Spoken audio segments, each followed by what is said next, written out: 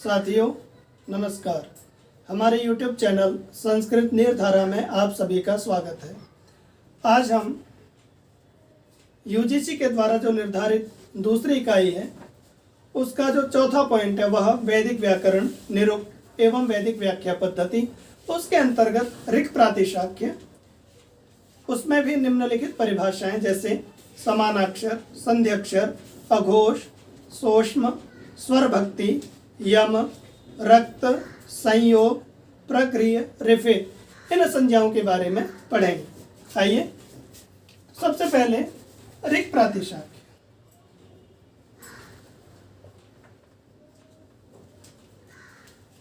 तो यह ऋक् प्रातिशाख्य किस वेद से संबंधित है यह हमको पता होना चाहिए।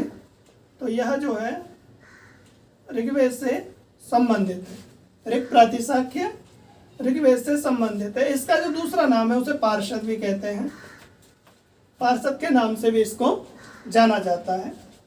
इसके बाद इसका जो रचना काल माना जाता है 700 ईसा पूर्व से 500 ईसा पूर्व,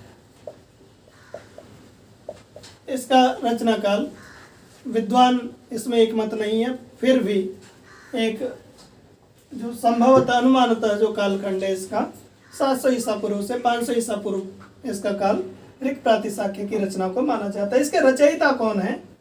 तो इसके रचयिता का नाम है आचार्य शौनक। शौनक ऋक् प्रातिशाख्य के रचयिता हैं। इन्होंने ऋक् प्रातिशाख्य की रचना की। इसमें 18 पटल हैं,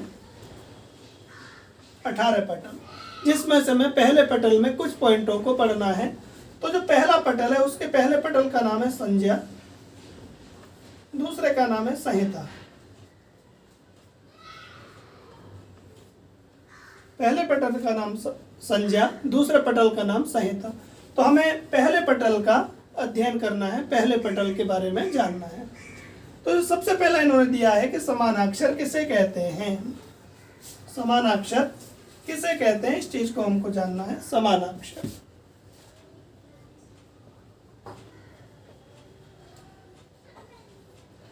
तो ऋक् प्रातिशाख्य की परिभाषा है अष्टौ समानाक्षराणि।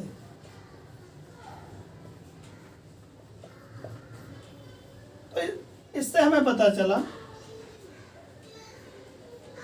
अष्टौ माने 8। तो समानाक्षर आपसे पूछ ले कि समानाक्षर कितने होते हैं, तो आपको पता होना चाहिए 8 जो है समानाक्षर होते हैं। अब वो 8 कौन कौन से होते हैं? आ, ई, उ, री और री। ये 8 जो है समानाक्षर ऋक् प्रातिशाख्य में वर्णित किए गए हैं। दूसरा जो है संध्यक्षर।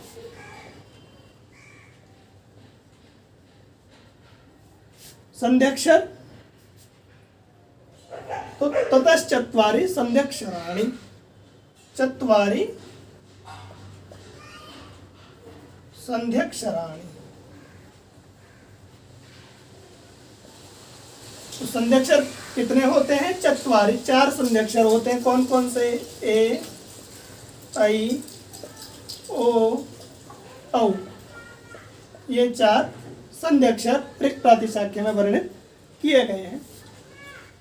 तीसरा जो है अघोष। अघोष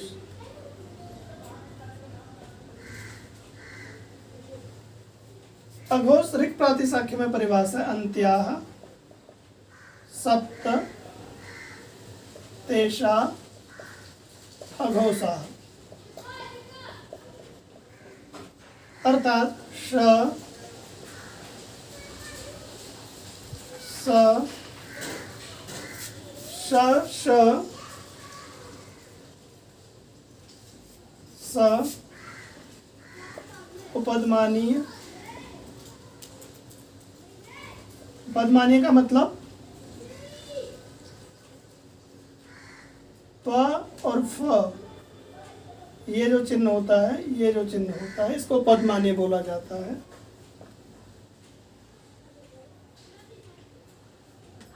जिह्वामूलीय,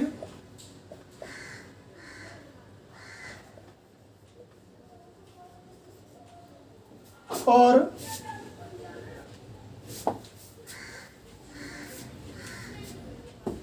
प्रत्येक वर्ग का पहला और दूसरा अक्षर, अर्थात क, ख, च, छ, ट, ठ, त, थ, प, फ, ये इतने जितने ये वर्ण और ये वर्ण किस में आते हैं? अघोष वर्ण कहलाते हैं, अर्थात श, श, स उपध्मानी जिह्वा मूल्य। और प्रत्येक वर्ग का पहला और दूसरा अक्षर क्या कहलाता है? अघोष कहलाता है। तो आपसे पूछ ले कि छ कैसा वर्ण है? घोष है, अघोष है, रक्त है, नहीं है, यम है, नहीं है। तो आपको पता होना चाहिए कि छ जो है अघोष संज्ञक है, अघोष संज्ञा इसकी छ वर्ण की है। तो इस प्रकार से ये जो वर्ण आपके सामने लिखे हुए हैं ये अघोष वर्ण कहलाते हैं। इसके आगे जो हमें पढ़ना है वो है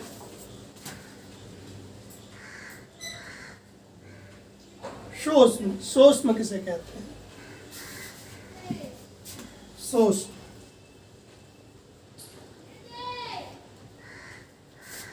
तो युग्मऊ शोष्माणु,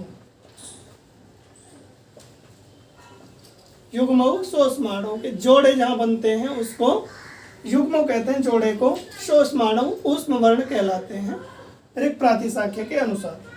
युग्मऊ शोष्माणु ये वहां पर परिभाषा दी गई है। जैसे वर्ग का, प्रत्येक वर्ग का द्वितीय और चतुर्थ अक्षर, प्रत्येक वर्ग का द्वितीय और चतुर्थ अक्षर ख, घ,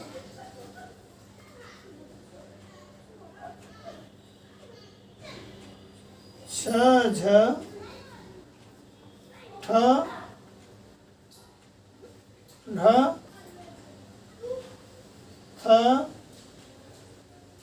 ध, फ, भ, ये जो है प्रत्येक वर्ग का दूसरा और चौथा अक्षर जो है शोष्म कहलाता है। वहां पे उन्होंने परिभाषा दी युग्मऊ शोष्माणु। तो आपको ये पता होने चाहिए कि ये वर्ण जो है शोष्म कहलाएंगे ऋक् प्रातिशाख्य के अनुसार। अगली जो परिभाषा में पढ़नी है वो स्वर भक्ति।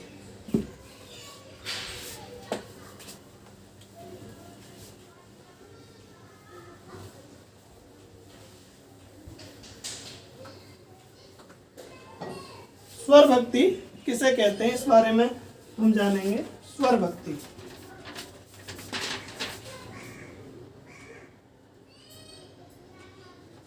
स्वर भक्ति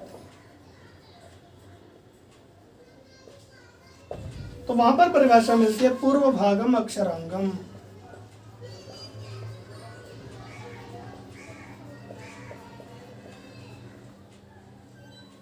स्वर भक्ति पूर्व भागम अक्षरांगम स्वर भक्ति, अर्थात यह जो स्वर भक्ति है ये जो है रकार से अर्थात रेफ से और लकार इससे संबंधित है। रेफ से और लकार से स्वर भक्ति जो है संबंध रखती है। तो वहां पर जो परिभाषा दी है पूर्व भागम अक्षरांगम स्वर भक्ति ही, अर्थात जो स्वर भक्ति है वो रकार से और लकार से संबद्ध है। इसका प्रयोग कहाँ किया जाता था? छंद की पूर्ति के लिए इसका प्रयोग किया जाता था। स्वर भक्ति का कहाँ प्रयोग होता था? छंद पूर्ति, छंद पूर्ति के लिए इसका प्रयोग किया जाता था। ये दो प्रकार की होती है, दीर्घ स्वर भक्ति और ह्रस्व स्वर भक्ति। इस प्रकार से आपको पता चला कि पूर्वभागम अक्षरांगम स्वर भक्ति ही, और यह रकारेण और लकारेण संबद्ध होती है, रेफ से और लकार से संबंध होती है। यह स्वर भक्ति का प्रयोग छंद पूर्ति के लिए किया जाता था। यह दो प्रकार की होती है, दीर्घ स्वर भक्ति और ह्रस्व स्वर भक्ति। अगली जो परिभाषा हमको पढ़नी है वह यम। यम किसे कहते हैं इस बारे में पढ़ेंगे।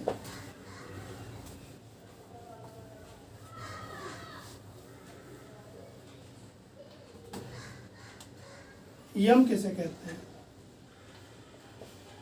यम की परिभाषा हमको पढ़नी है। ऋक् प्रातिशाख्य के अनुसार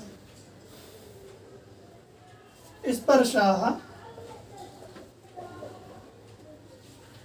यमानुनासिकाः।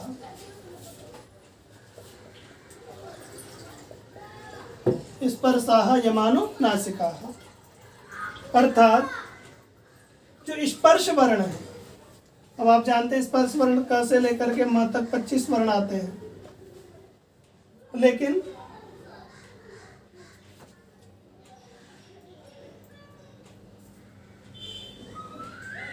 इसमें जो अनुनासिक वर्ण लग जाए, अनुनासिक संज्ञा हो जाए, वो क्या हो जाएगा? फिर यम कहलाने लगेगा। जैसे क, इसको 4 प्रकार से विभाजन कर लेते हैं, इसका अघोष और घोष करके। जैसे अघोष अल्प प्राण, अघोष अल्प प्राण,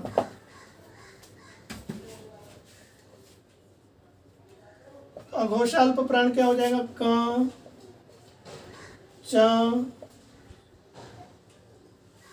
ट, त, प। ये क्या आ जाएगा? अघोष अल्प प्राण के अंतर्गत ये आ जाएंगे। अघोष महाप्राण,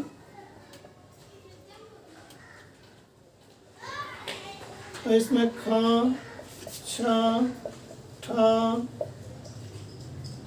थ और फ, ये क्या हो गए? अघोष अल्प प्राण, अघोष महाप्राण। अब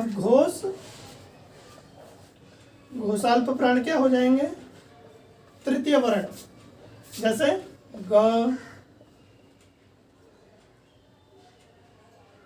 ज, ड, द और ब। और घोष महाप्राण, घ, झ, ढ,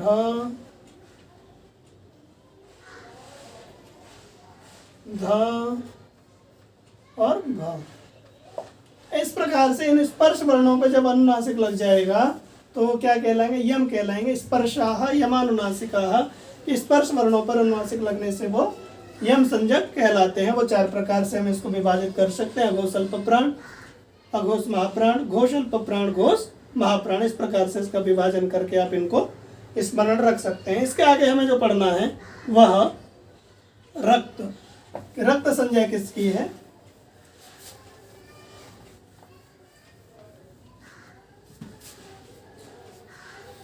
तो रक्त संज्ञा किसकी है? ऋक् प्रातिशाख्य में रक्त संज्ञो अनुनासिकः, रक्त संज्ञो अनुनासिक। जो अनुनासिक वर्ण है उनकी क्या होती है? रक्त संज्ञा होती है। जैसे ग, य, न, म और ण, इनकी क्या है? अनुनासिक संज्ञा है। तो परिभाषा में पता चली रक्त संज्ञा अनुनासिक है। जो अनुनासिक वर्ण है उनकी क्या है? ऋक् प्रातिशाख्य में उनको रक्त संज्ञा से भेद किया गया है। इसके बाद अगली जो परिभाषा है संयोग संज्ञा। संयोग, तो संयोग किसका होता है? संयोगस्तु व्यंजन सन्निपातः। हम व्याकरण में भी पढ़ते हैं हलोनंतराः संयोगः, हलोनंतराः अनंतरा हलाः, अर्थात क भी आधा हो, ख भी आधा हो। जैसे क आधा होता है, श आधा होता है, क्ष बनता है। ये तो दो व्यंजनों के मेल को व्यंजन सन्निपात, दो व्यंजनों के मेल को क्या कहते हैं? संयोग कहते हैं। तो इस प्रकार से हम संयोग की परिभाषा देखते हैं। संयोगस्तु व्यंजन सन्निपातः, कि दो हलों के मेल को, व्यंजन के मेल को संयोग कहते हैं। इसके बाद अगली जो परिभाषा है वह प्रक्रिया। प्रक्रिया किसे कहते हैं? प्रक्रिया संज्ञा किसकी है? प्रक्रिया संज्ञा किसकी है? ओकारः, आमंत्रित अजः प्रक्रिया। अर्थात संबोधनात्मक जो ओकार अक्षर है उसकी प्रगृह्य संज्ञा होती है। व्याकरणों के पाणिनीय व्याकरण में भी आप पढ़ेंगे द्विवचनम प्रक्रियम अधसोमाशे निपाते का जन्म ओ। तो यहाँ पर जाकर के जिस प्रकार वहाँ पर पाणिनीय व्याकरण में भी प्रगृह्य संज्ञा का वर्णन है, तो यहाँ पे प्रगृह्य संज्ञा ऋक् प्रातिशाख्य में ओकार आमंत्रितजः प्रगृह्य की जो संबोधनात्मक ओकार अक्षर है उसकी यहाँ पर प्रगृह्य संज्ञा का विधान किया गया है। इसके बाद हमें जो पढ़ना है वह रिफित संज्ञा को पढ़ना है। रिफित ऋक् प्रातिशाख्य में रिफित की परिभाषा है ऊष्मा रेफी पंचमो नामी पूर्व। अर्थात स्वर वर्ण से पहले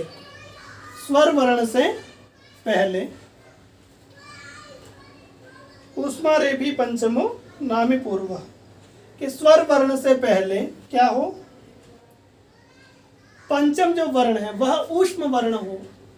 स्वर वर्ण से पहले जो पांचवा वर्ण है वह ऊष्म वर्ण हो तो वो क्या होता है, विसर्ग हो जाता है। उसको हम क्या कहते हैं, रिफित कहते हैं। जैसे अग्नि रश्मि,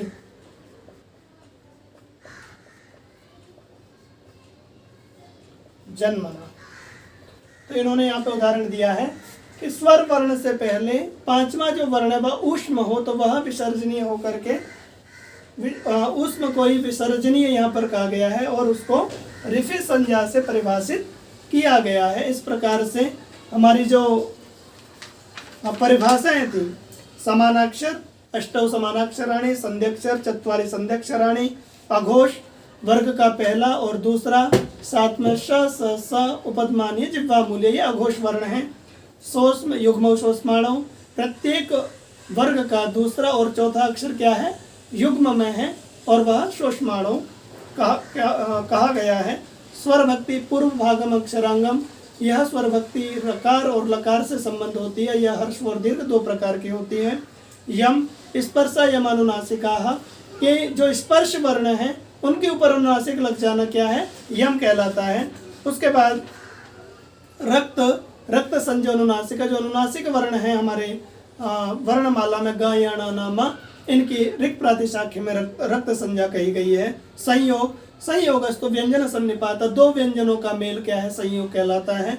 और प्रक्रिया ओकारः आमंत्रितजः प्रक्रिया और रिफित ऊष्मा रेफी पंचमो नामी पूर्व कि स्वर वर्ण से पहले पांचवा वर्ण जो ऊष्म हो वह विसर्ग हो जाता है, उसको रिफित कहते हैं। इस प्रकार से हमारा जो ऋक् प्रातिशाख्य की परिभाषाएं थी पूरी हो गई।